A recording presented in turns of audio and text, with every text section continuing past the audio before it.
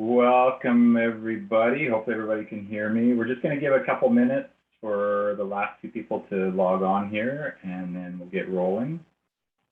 Thanks for joining us today or tonight, depending where you are.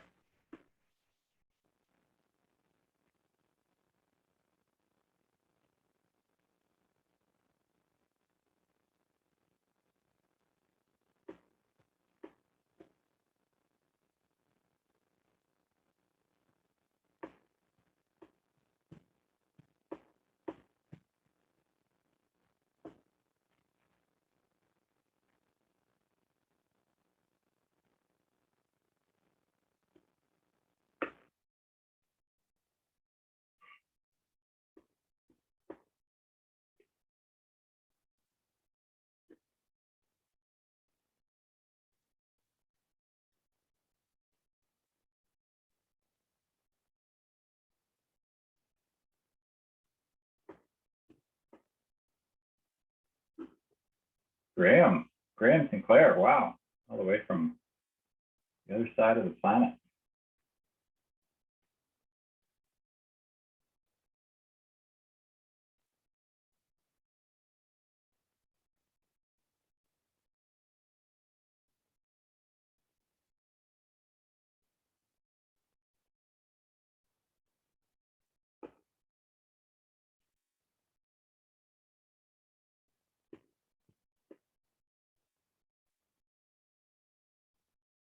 If you just dropped in here, we're just going to give it about another 90 seconds for the last two people to log on, and then we'll get rolling.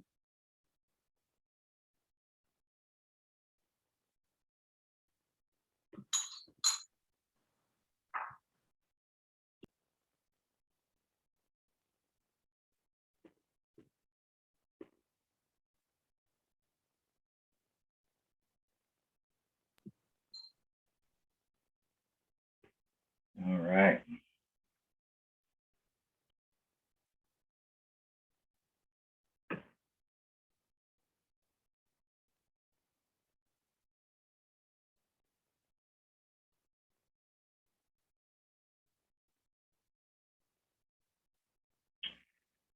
All right, well, welcome everybody, and thanks for logging in for our first members online Zoom member session of this 2021-2022 season.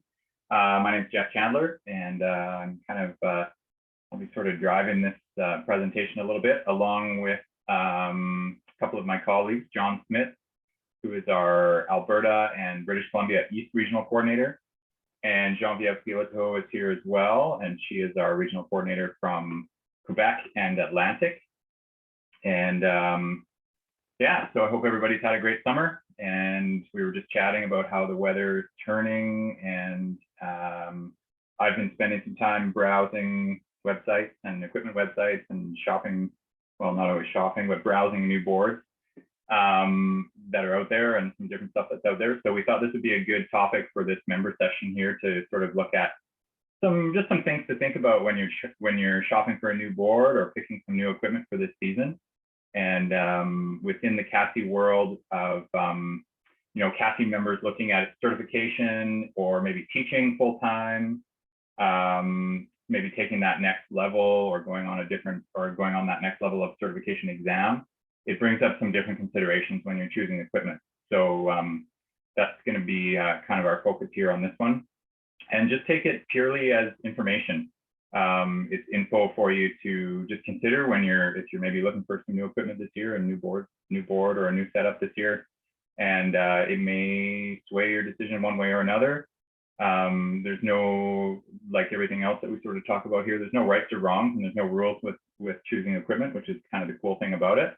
But just take this as info that you can apply to those decisions to hopefully be successful this year or at whatever your goal is, whether that's a certification course or the next level, or just upping your skills a little bit, whatever this season has in store for you.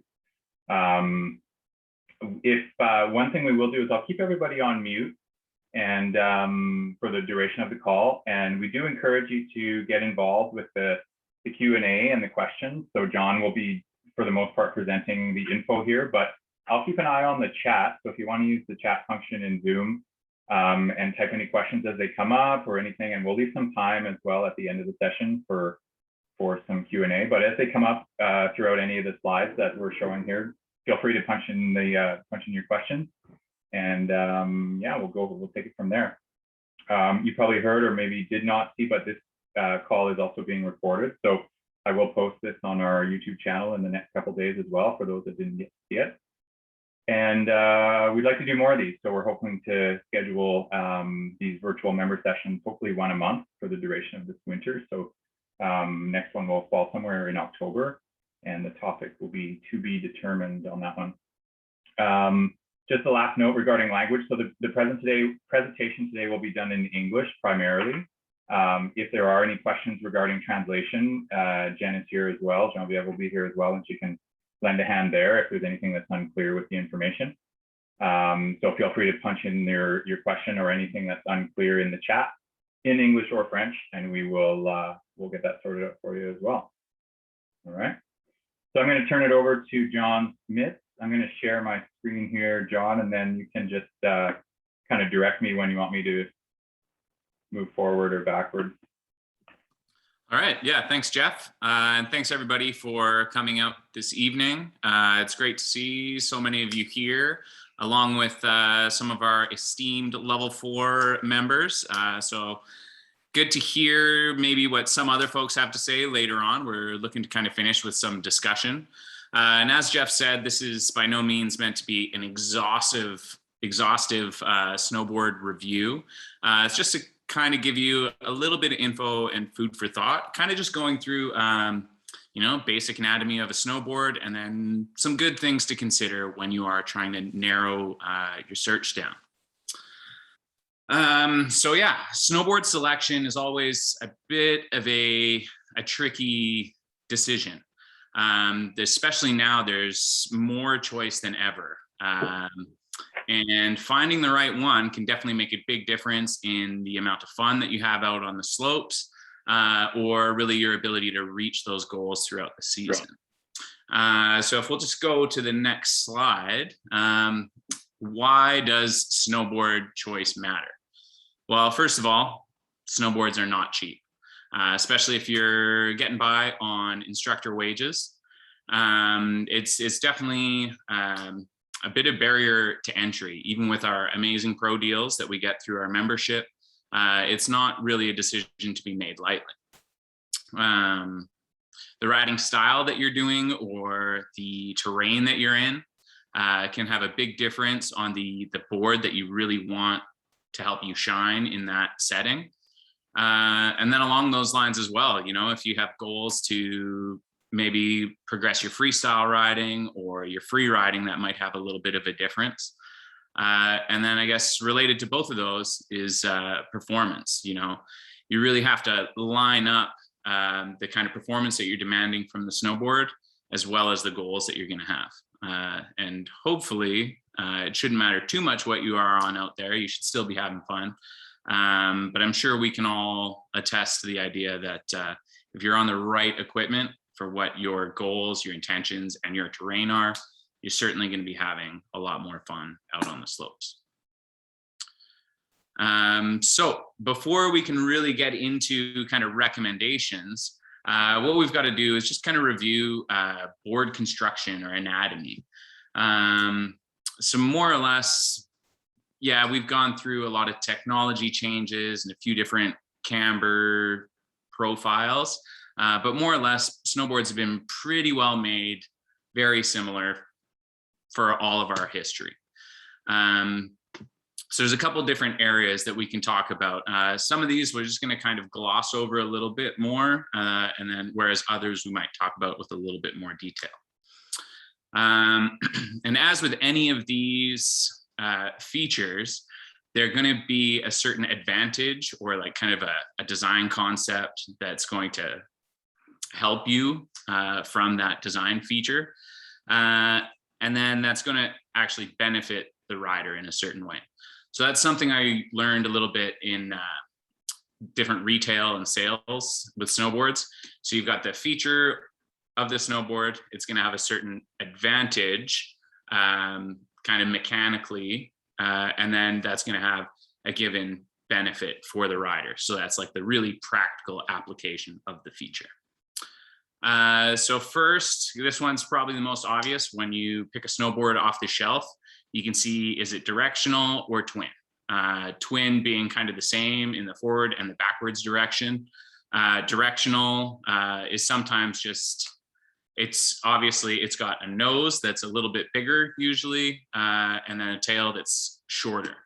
Then along those lines, you could also have something to be even more directional. We'll have tapered snowboards, slightly wider in the nose and more narrow in the tail. They usually have a setback stance on a directional board as well. And then along with shape, they may change the side cut of a snowboard a lot. I find the side cut makes a big difference in how the board rides. And that one really takes some time for you to figure out what works for you. But sometimes on, say, a true twin, the side cut will be centered perfectly between the bindings, will be the deepest part of the side cut.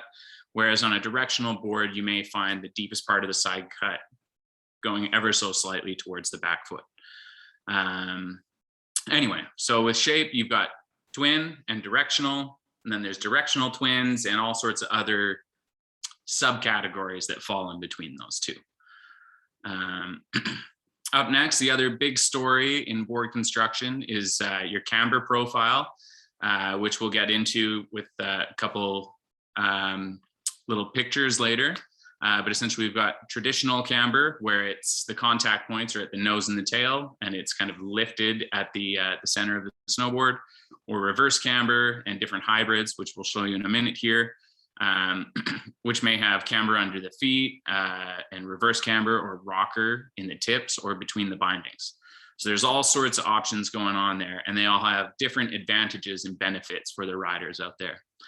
And a lot of those come down to, much like everything here, a matter of preference as far as kind of what is going to work best for you. After the camber profile, so the camber will kind of have a domineering effect on the flex and the kind of ride characteristics of the snowboard. But in addition to the camber, companies will use different core profiling, so how thick or how thin they make the wood throughout the core, or different stiffening materials, whether that's carbon stringers or I-beams or any sort of magical ingredients that that they have that might be proprietary to their brand, something to help differentiate them a little bit.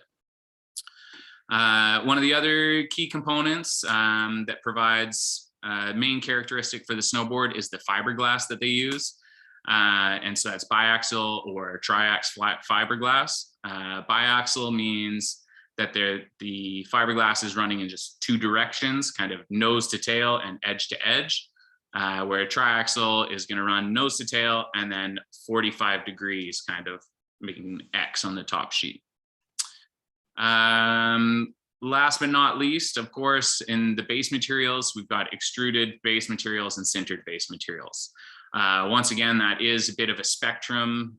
Each company will probably have a few different sintered bases, which is supposed to be the faster of the two. Just designed to kind of hold wax and go fast, really. But again, those are on a bit of a spectrum, and there is a certain advantage to each of those different ones.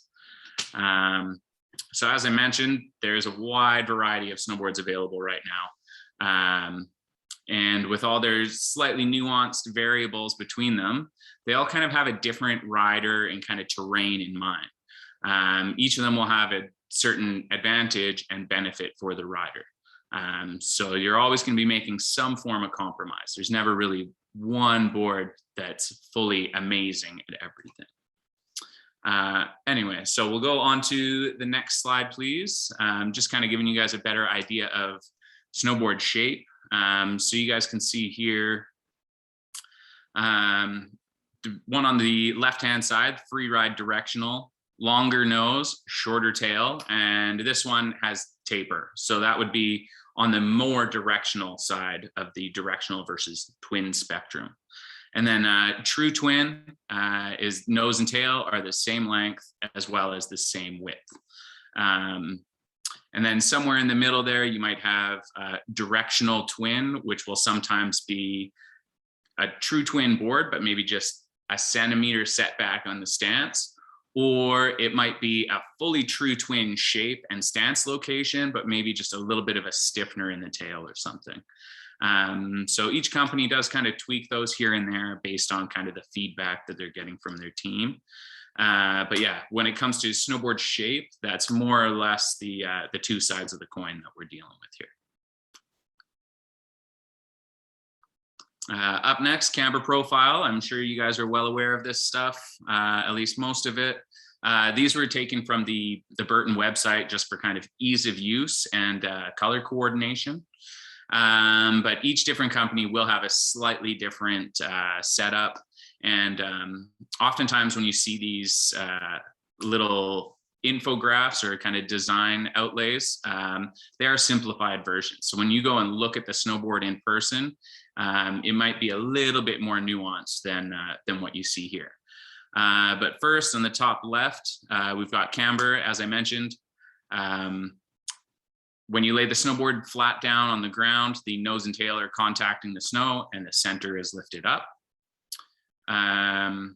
Next on the right at the top is what Burton calls the flying V, and many other companies have them, LibTech, GNU, as well as Never Summer, heavily feature that kind of camber profile, all with subtle nuances. So with those ones, you can see it's rockered between the bindings, camber under the feet, and then a little bit of rocker in the nose and the tail. So sorry, as we're going through here, I should mention, as I said before, the features, advantages, benefits. So with the first one, it's a cambered snowboard. The advantage to that one is it's going to be really springy, and it's probably going to give lots of rebound and snap. So that's kind of the traditional snowboards, how they have been made and constructed for years. But I'm sure most of you can probably attest to an edge catch or two from a traditional cambered snowboard. Graham, you've had one of those, haven't you? Perfect. Then whereas with the flying V, the advantages of those ones is they like to turn a little bit more because of the lifted contact points and the lower point in the middle. They are pretty good at pivoting. They can be a lot more agile and nimble. And depending on some of the other construction characteristics, those still can get a lot of response, but those ones do float really good in powder. And they're also really good for butters and presses and that sort of thing. So now bottom left, what you've got is kind of another hybrid camber, but this one is a little bit more towards the camber side of things. You can see it's kind of raised in between the bindings, flat kind of under the bindings, or from the bindings to the contact points, and then just a little bit of early rise. So that similar to the flying V profile, it's going to give you a little bit of playfulness with that early rise in the nose and tail, and then it'll give you some of that snap that many of us have come to know and love from a camber construction.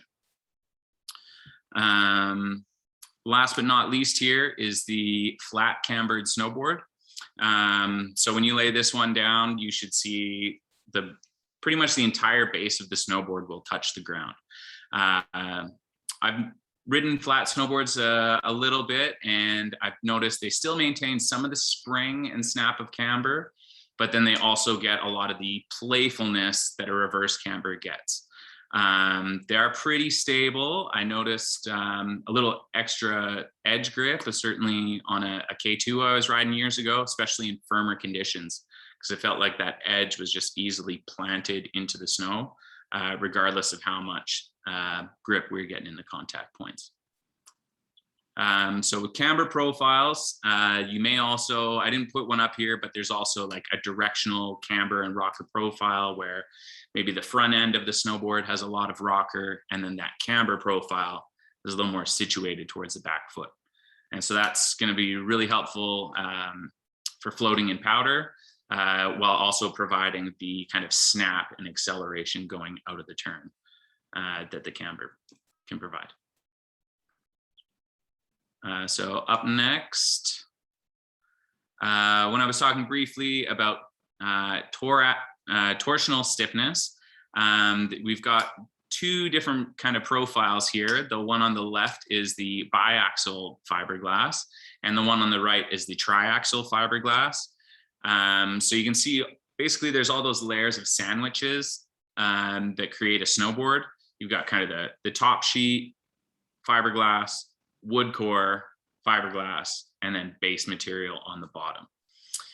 So sandwiched on either side of that, the wood core, you can see the biaxial fiberglass, as I said before, is just running nose to tail and edge to edge. So the advantage of those is they're going to be a little bit softer torsionally. So when you turn your feet underneath you and kind of, you know, do gas pedals, different directions, your board is going to twist a lot. So that kind of construction is really good for beginner snowboarders because it's a little bit more forgiving and kind of easier to stay on top of. Or also lots of freestyle boards, and especially freestyle boards that are more oriented towards rails and box riding. Those are definitely going to be a bit more of that biaxial fiberglass, just for the playfulness that you get underfoot. Then the biaxial fiberglass on the right-hand side, it has not just the layers running nose to tail longitudinally, but also 45 degrees on each side. And that's just going to help stiffen things up. So edge to edge, those are going to be a little bit more responsive. So probably going to hold up a little bit better at slightly higher speeds. Then in addition to that, when it comes to torsional stiffness, sometimes they'll throw in some extra carbon to kind of make things a little snappier edge to edge. If they throw some carbon in, sometimes they can remove fiberglass and it kind of lightens things out a little bit. But yeah, so torsional stiffness is like twisting the board underneath us. And then they can also use other stiffeners that go the other way, running, say, nose to tail, which just affect more the overall flex of the snowboard. John, I was just going to jump in here on this one because for me personally, this torsional stiffness issue has been kind of the biggest kind of a little bit of a discovery I've made in the last few years when it comes to what I sort of look for in a snowboard. And to me now, it's less about the length-wise stiffness and more about the torsional stiffness as far as kind of the feelings that I want to get from a snowboard. So I've sort of learned to kind of look at the specs of and the construction of different boards and look for that fiberglass layup that has more angles involved, basically. So it gives it that extra torsional stiffness so that it doesn't, the feeling that I look for is that I don't want it to kind of give up on the end of the turn. And so, like you said, torsionally soft has its place, but for me and some of the feelings that I look for, I like that little torsional stiffness. So that's sort of the first thing I look for now is what's the fiberglass kind of layup like in the snowboard. So yeah, and Jeff, you'd probably be opting for the triaxial glass with a carbon stiffener as well. Yeah, potentially, yeah. Nice. So yeah, that's the gist of it. And that, like Jeff was saying, that's for me kind of one of the main deciding factors when I'm flipping through a freestyle board. You know, obviously I'm looking at graphics, but second to that, the next thing would be really that fiberglass is kind of a key deciding factor, like Jeff mentioned. All right. So a couple other features that you can potentially have throughout the snowboards, different core materials, whether those are sustainably sourced, lighter materials, stronger materials, that can all change just the overall flex of the snowboard. So kind of nose to tail. And also depending on the direction that they lay those grains, that can also make an effect on edge grip. And then profiling just means as far as like the thickness of the core as you go throughout. Some boards will be kind of consistent thickness all the way across. Some might be a little bit thinner out towards the nose and tail, others thinner between the bindings. That all just kind of depends on the ride characteristics that the engineers and the team behind the snowboards intended. Other features they might add to kind of stiffen things up or add some snap, because it doesn't necessarily just need to be stiffer. Sometimes it needs to flex and then rebound. Well, actually, most of the time we need it to flex and rebound. If a board is too stiff for us, it's not going to work for you. But companies typically will include carbon, bamboo, as it's readily available and a highly renewable resource. And then moon dust is just a bit of a joke. Most companies will have some kind of proprietary additive that they use to soup up their boards and differentiate them from the rest of the crowd. Side cut is a pretty important one as well, and it will change from size to size within the same model, and it kind of can make a big difference. And so I have a rough understanding of what side cut I'm looking for in my kind of target window of sizes. But if you start looking at snowboards that are, say, a lot smaller, those numbers all get thrown off a little bit. But the side cut is always proportionate to kind of the overall length of the snowboard. So on, say, smaller snowboards, especially those for lighter weight riders, kids, traditionally female snowboards will have a much tighter side cut than, say, a large free ride board or something. And then base materials, we just touched on briefly. Essentially, there's extruded base materials and sintered. Extruded is a little bit cheaper to produce, more durable, and more maintenance free. It just doesn't absorb wax in the same way that a sintered base does.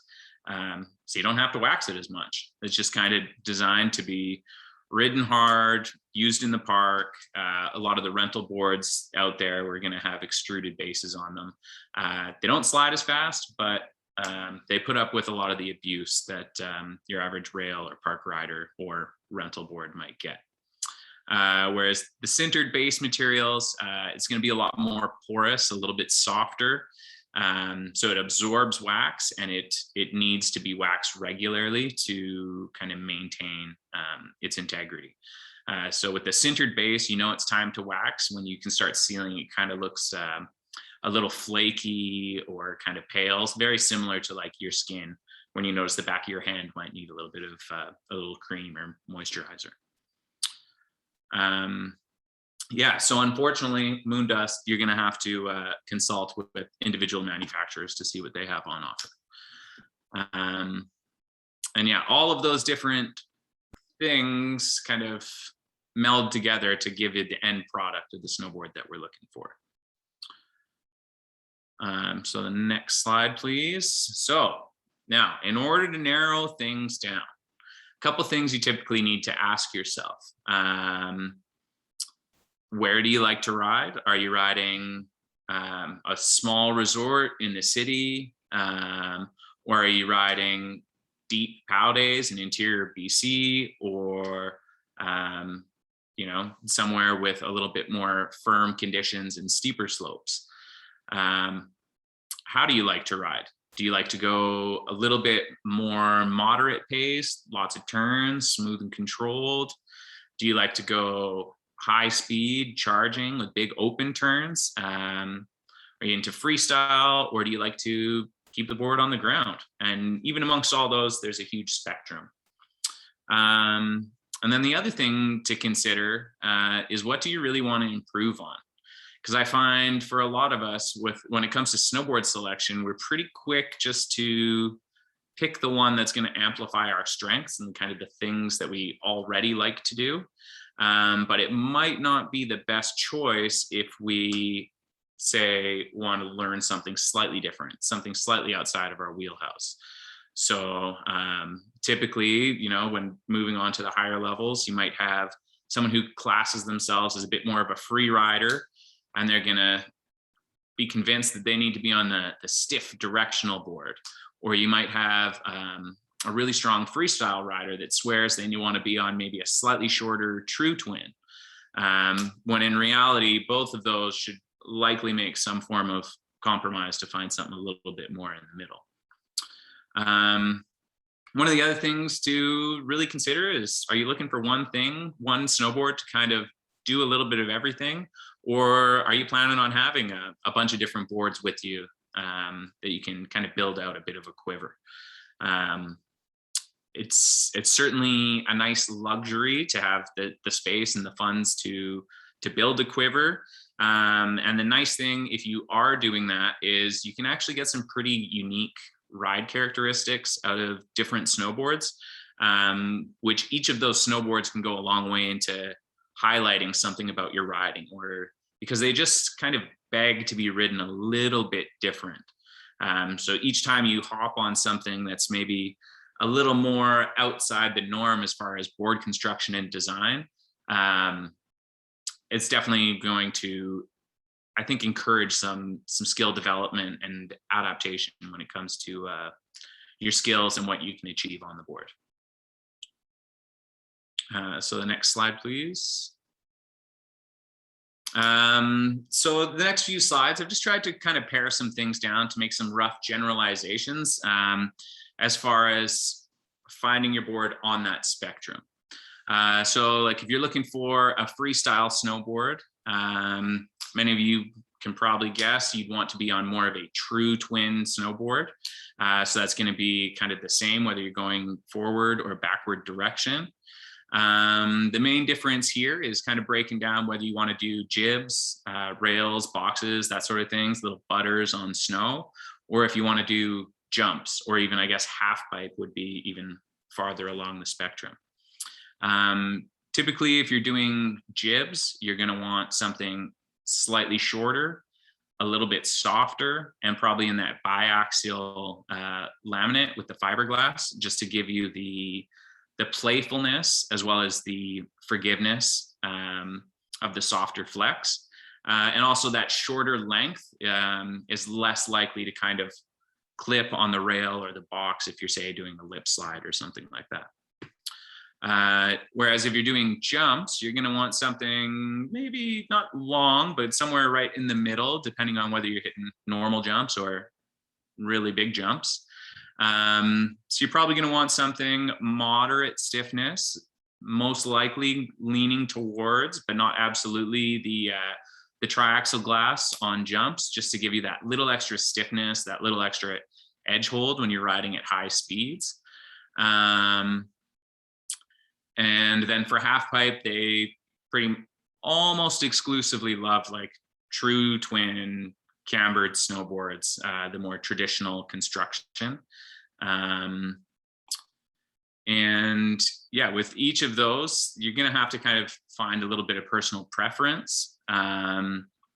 One thing I have found with doing jumps and especially spins, on kind of once you progress from medium to large ones, you don't really want to have a side cut that's super tight for most people, because that really tight side cut on bigger jumps will tend to kind of throw you off balance a little bit or just make things spin a little bit more. You certainly can ride jumps and do spins with a tighter side cut. It just requires a little more finesse with the edging skills.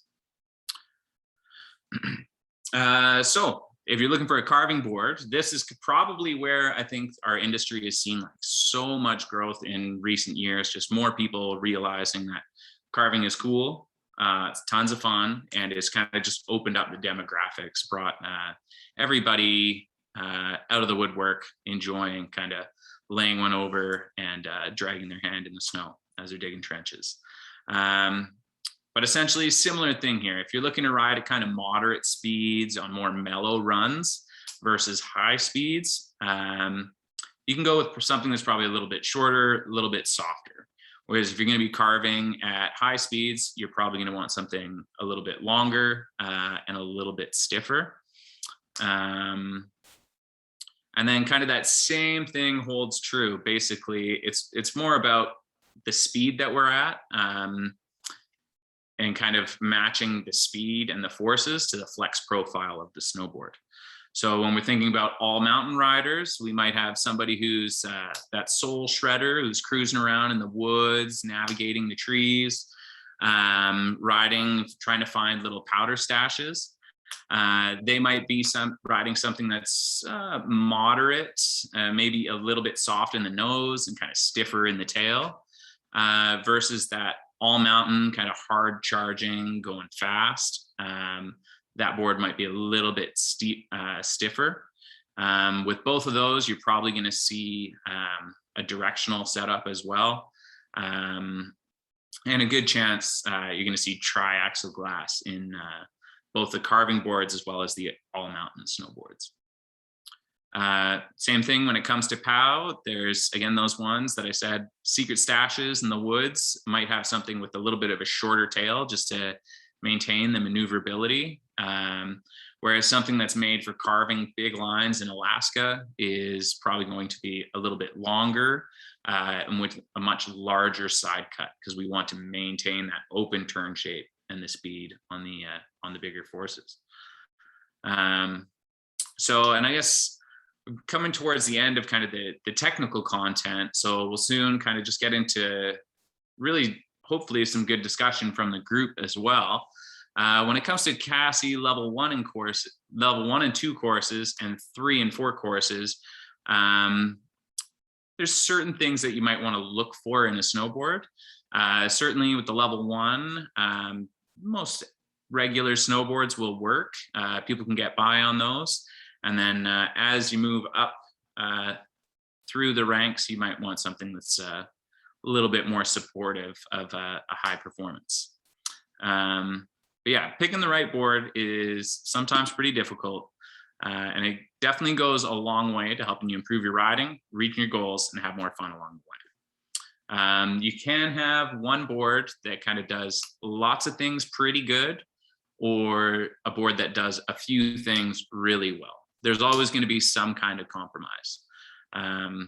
You know, typically softer and shorter is better for slower speeds and playfulness, while longer and stiffer is better for higher speeds and performance. So move on to the next one, please, Jeff. So assuming that you've kind of narrowed your selection down, you've kind of got a few models in mind, the next thing to consider is finding the right size for yourself. So a few things to consider when you're finding the right size. First and foremost, that probably jumps out at us the most is the length, just because most snowboards have it stamped right on there, 152, 55, 59, so on and so on. Now, when you're finding a board in the right length, one of the main things you want to consider is rider weight. Getting yourself with the right target weight and snowboard and having those kind of align is just going to ensure that you have the mass and the strength to flex the snowboard through whatever camber profile it has, so it can give you a little bit of rebound and kind of get the performance characteristics that you're looking for. So typically for myself, when I'm shopping for a board, if a company has like a top and a bottom recommendation for rider weight, I like to put myself right in the middle. If I'm going a little bit more freestyle oriented, I might go put my weight kind of closer to the top of that recommendation.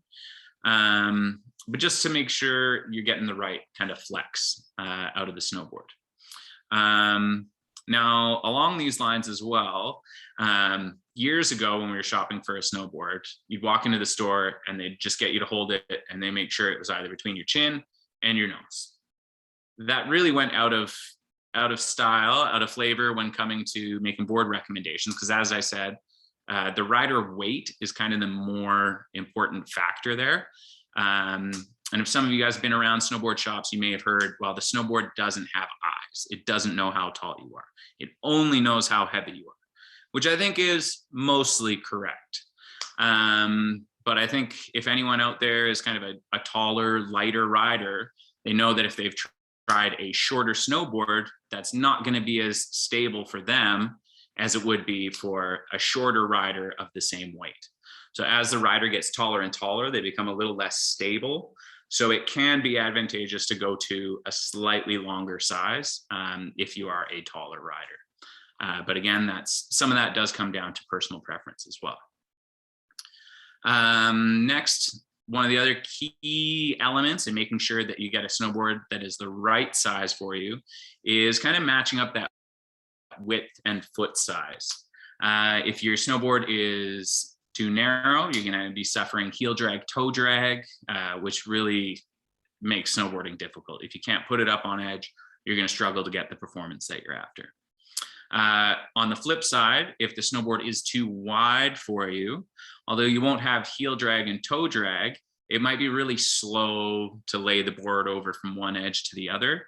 And I've even noticed for myself, not riding something that's too wide, but wider, I notice a little bit extra cramping kind of in my feet and through my shins and calf muscles, just from trying to like use those ankle joints to leverage that board over a little bit more.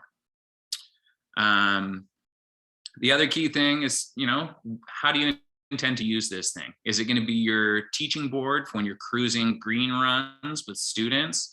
Or is this going to be like, are you riding days off, pure charging?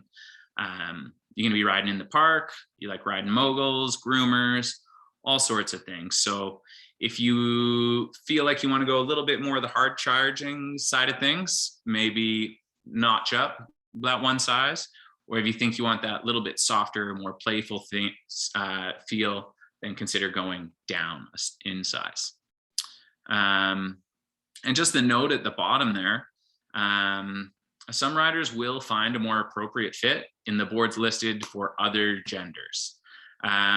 So rider weight and foot size are the two most important factors when choosing a board size. But I have known a few gentlemen that ride on ladies' snowboards, bindings, and boots just because it fits them better, or not to get sidetracked, but maybe just ladies' boots, bindings, but the men's board kind of works for them. Or sometimes the opposite is true for ladies as well, where they can ride women's boots and bindings, but they kind of might need to go a little bit more towards looking at some men's snowboards just to kind of get the ride characteristics that they want. So yeah, if you are having trouble figuring it out, it might be worth kind of looking at the other side of the line as well. So the next slide, please, Jeff. So again, overall recommendations, and like Jeff said, just kind of a rough bit of information for you guys. Ultimately, the only way to know is to try and demo some things and ride different boards. But for the level 2 course, we definitely recommend a directional twin or a true twin, especially now with switch novice turns and some of the other maneuvers that are in there. Typically looking for that triaxial fiberglass, just so it gets some of the edge hold and performance from one turn to the next. And when it comes to the kind of longitudinal flex or nose to tail flex, you probably want something in kind of the medium or moderate flex range, just so you can start to get some of that board performance. If you have something that's too soft, it's not really going to be allowing a little bit of rebound in board performance. But on the flip side, if you're riding something that's too stiff, we won't be able to make that board flex through its camber and then give a little bit of that. It's just going to be like riding a plank, and it'll be a lot more work than it needs to be as well. For the level 3 and 4, definitely directional twin. And even if it's just set back by like a centimeter, that seems to really help. Something with maybe a slightly stiffer tail can be advantageous. Now this one's not absolute. There are certainly people who can pass the riding on a fully true twin freestyle snowboard. It just, speaking from my experience going back and forth between true twins and slightly directional boards, I find the advantages gained being on a slightly directional board really outweigh the negatives, outweigh the benefits from being on the true twin. I just feel a little bit more stable when we're doing all of the high speed riding in our natural direction. So level 3 and 4, once again, we're going to want that Tri-Ax fiberglass, and probably something a little bit on the stiffer flexing side of things. Just as we start to really increase the speed, we're going to need that extra stability underneath us there. And then just added a note again at the bottom. I think I've mentioned this already. The board should be stiff enough to give us stability at high speed, but soft enough to allow us to flex it in order to achieve that rebound.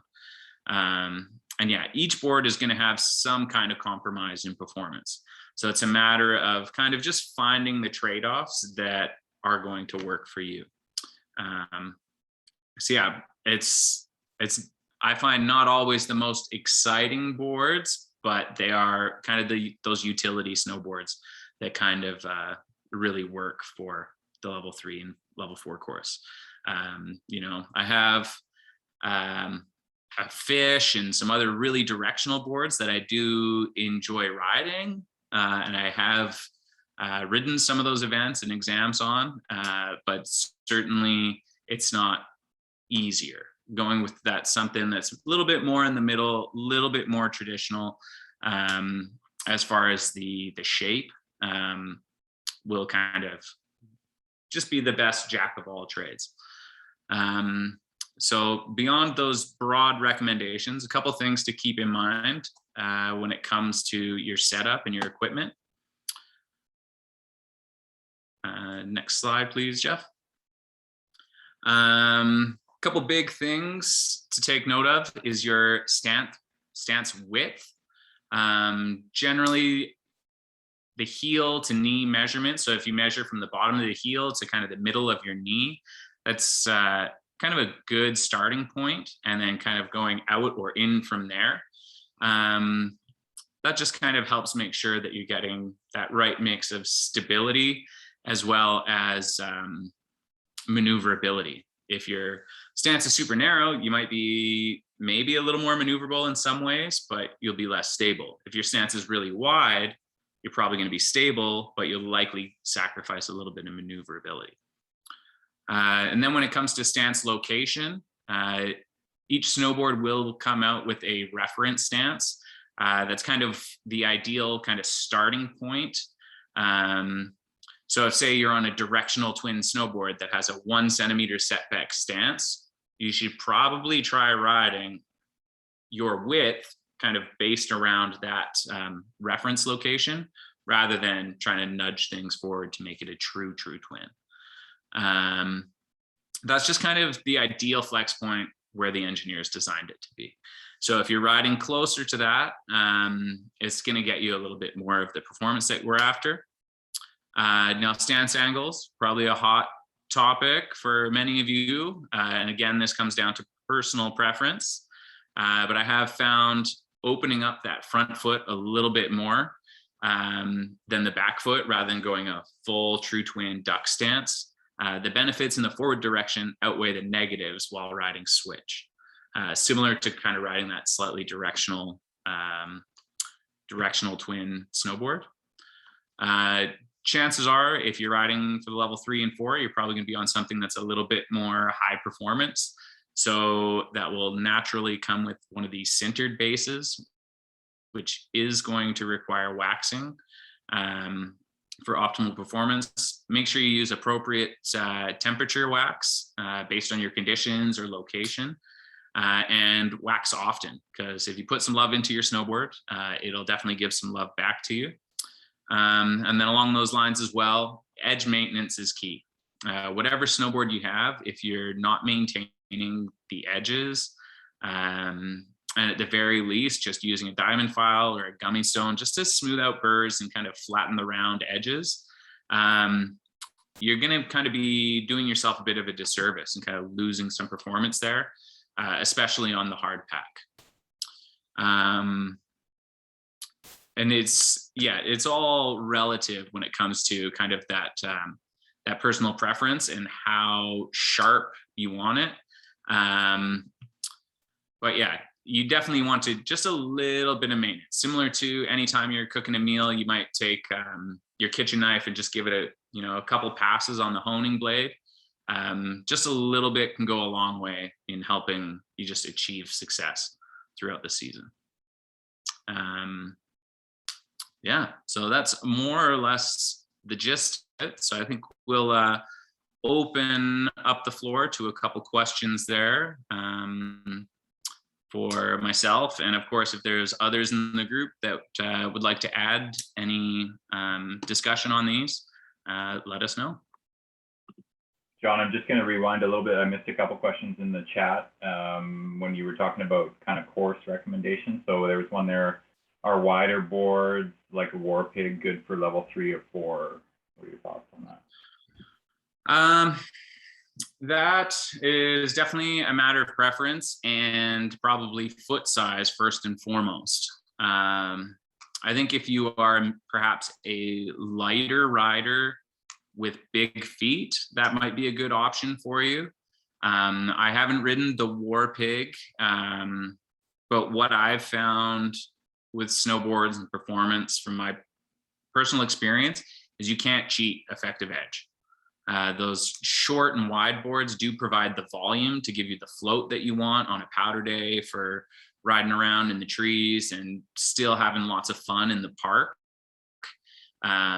But I found when you really start to go quick, there's just not quite enough of an edge platform there. That being said, they can do some really creative things with how sharp and how quickly they turn up the nose and the tail. So even though something might say look like a 152 on paper, you have to look at kind of the effective edge or the running length, because those might actually look on paper closer than they would be on your first glance. So it's tough to answer that one. Yeah. The wide boards are definitely super fun, right? Like and it's definitely kind of a trend that we've seen.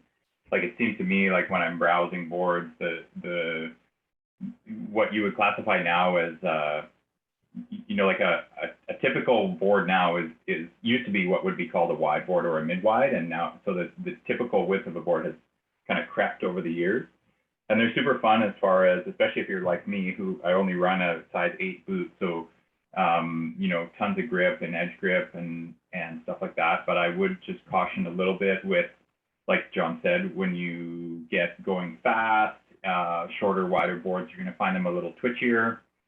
My experience with a wider board or maybe an overly wide board has been that it's a little grabby from edge to edge. So you're definitely going to feel that the board wants to pull flat on you a little bit, especially if you have a small foot.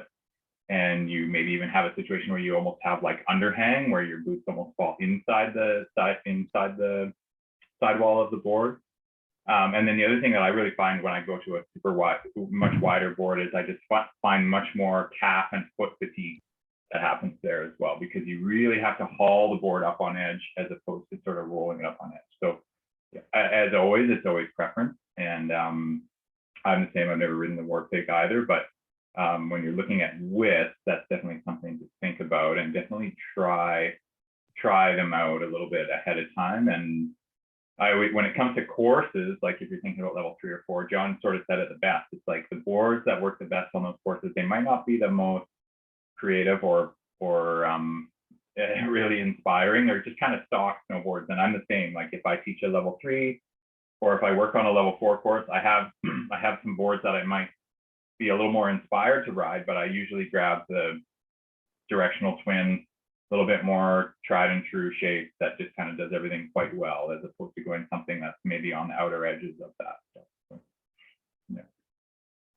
A couple other questions here. What's your point of view on the Burton StepOn? Just before that, I saw Xavier asked about stance throughout this season. I know when I set up a board to start the season, in the past, I would always feel like it was too wide. So I'd have to come in and then I'd maybe waddle it back out as the season would go. I feel like I've kind of locked things in and found my stance. So I've kind of actually, whatever, I'd set it too wide and I bring it in. Now I kind of stay pretty consistent. I'm at about 21 inches wide. And then my angles I change a little bit depending on the board that I'm on or how my knees are feeling. Sometimes with that front foot, a little bit even more open on a more directional board, and then on a more of a freestyle setup, they're close to duck, but not quite even on each side. Step-ons are awesome. If you have ridden them, they're great getting in and out. They're not just great for people that have kind of mobility issues. I think that was kind of their initial target audience. But I think because compared to the normal EST bindings, they do sit a little bit higher. So I find you get really good leverage, and then the toe and the heel pieces give you really good connection to the binding as well. And there's also the K2 clickers that have kind of resurfaced. That was a main competitor to Burton's in the late 90s and early 2000s. And those ones are out again. And I've also heard pretty good things about those. And one thing I did notice when I was riding the step-ons is you can kind of tighten the ankle strap really tight to hold you to the board. And then you can ride the top of the boot pretty loose. So I found it impressive how much response I could still get in some ways, but then maintain like tweakability for freestyle riding, which isn't necessarily what you'd typically associate the step-on bindings. Mm-hmm. The other thing I've noticed that takes a little getting used to with the step-on system is that a lot of that stiffness that you would get from the straps and the binding needs to be built into the boot. So it takes a little bit, it can take a few days of riding them to sort of get used to that additional stiffness in the boot. So they initially feel quite stiff. That's a big thing if you're used to a traditional sort of boot and strap system. Again, it's a great option and they work really well, and they hold your feet to the board, which is what they're supposed to do. But there's a little bit of getting used to just in terms of the feel. But past that, I would say they're a great option for sure. And then I saw Steffi had a question there about what is considered moderate speed. And I realized, yeah, I guess that is fully subjective. And it's hard to know until you kind of get to the course and see. But hopefully if you check out the riding standard videos, that can give you a bit of a ballpark. The speed is kind of dictated by the terrain that we'll take you on as well. So kind of that green, blue, and a little bit of black terrain, as well as the turn shapes or the specific maneuvers we might ask you to do on each of those.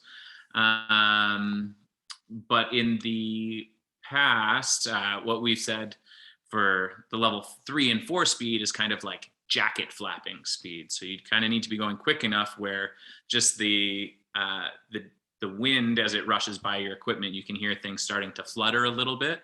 And I guess moderate speed along those lines wouldn't be quite so fast, but more just like feeling a nice gentle breeze on your face the whole time, I would say is a good moderate speed.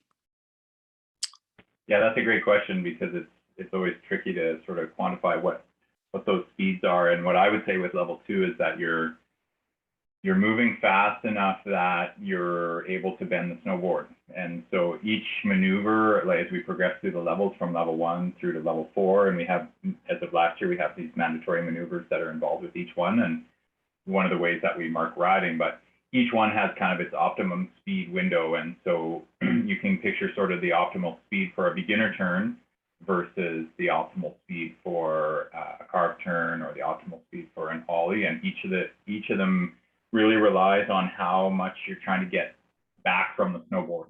And so sort of fitting your speed into that window of getting that response back to the snowboard. And in the level 2, we're definitely looking for the startings of, bank, inclining or leaning against the edge, and then getting the snowboard to bend underneath you a little bit. And it's not, I wouldn't classify it as fast, riding fast, like, like John was saying, but it would be fast enough that your mass impacts the bend of the snowboard when you put it on edge.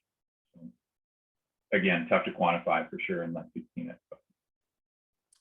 So up next there, Sharon asked about magnet traction. I've ridden magnet traction a little bit. I think it works. It grips. Anyone that has ridden it is pretty confident with the grip that it gets. I know snowboard technicians and people at the tune shops don't always love them because they have to be maintained by hand because the machines don't really fit into those grooves so well. But they grip. And actually magnet traction, I believe, was part of the reason that they started doing reverse camber snowboards, because the magnet traction prevented how the board would flex through the camber profile, whereas a more traditional board with the widest part at the nose and tail, once it was on edge, it would flex through the camber a little more naturally. And somebody asked, what were some of the next questions there? Most snowboards people are excited about for the upcoming season. Jen, why don't I pass that over to you? Why don't you tell us about one of the boards that you're kind of looking forward to riding? Well, this year I'm trying a new board. It's nothing new because it has been a model that was there last season. It's a Proto Slinger 2022, so it's a never summer board. They do it in the 149, and when I look at the spec, it looks like it's going to be a very fun board to ride. I like soft board and not too stiff. So for me, that does the job, especially in Quebec with the all mountain style we want to do. So that's yeah. So I'm really excited about this board. And if I can add something about some people had some questions about like what setup, like should I start with a smaller stands or bigger stands, or what should I do? I think like my colleagues said that already, but if I can reinforce the point that there's nothing really like stuck into concrete. Do you understand what I mean? Like it's not like there's one way to do it. We can give you our opinion, but in the end, like that comes down to what you guys feel on your board when you're trying it. And one of the things that I found over the years is really get yourself educated by doing either these sessions or like go seek information on the web or anything that you can find. And really when you try that board, think about these specs that you're trying and what does it do to your riding. And eventually like it's going to become a lot easier to pick a board because you will know that, okay, well, this like triaxial, that what does the job for me, just like Jeff said. And maybe for you, it's a twin board, even if you try directional, but you're like, it doesn't match your style, or it will on a powder day, but not on a usual day-to-day CASI course work, for example.